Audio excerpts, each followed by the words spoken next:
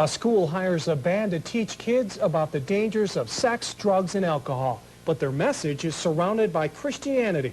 Should a Christian group be talking to students in a public school? That is the question being asked in Phelps tonight. That story is first at 5. Good evening. I'm Heather Shallock. And I'm Brian Henry. Thanks for joining us. Well, teenagers no doubt face an awful lot of pressures. Drinking, drugs, and sex, to name a few. Parents and teachers hope kids can find someone to confide in.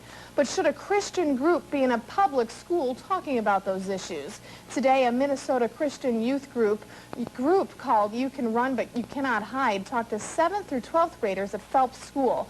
Newswatch 12's Paul Wjfw was at the school today and joins us in the studio with more on this. So, Paul, why did the school district bring in a Christian group? Heather, the school district administrator says she didn't know You Can Run But You Cannot Hide was a Christian group until I told her. She showed me the literature she had from the group, and there was no mention that the group was indeed Christian. But after talking to 2 members of the group, it became clear that they are a religious group trying to get their message across to the students.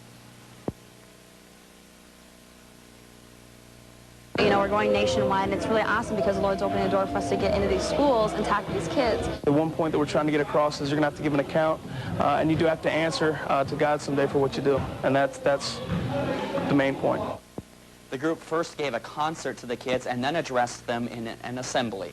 We're going to have staff in with both sessions and to make sure that our students aren't being forced into talking about issues they don't want to talk about or possibly getting messages that are controversial to a K-12 public school. Now again, it's important to note Nordine did not know You Can Run But You Cannot Hide was a Christian group. In fact, when I asked her about it after talking to the members, she was visibly surprised.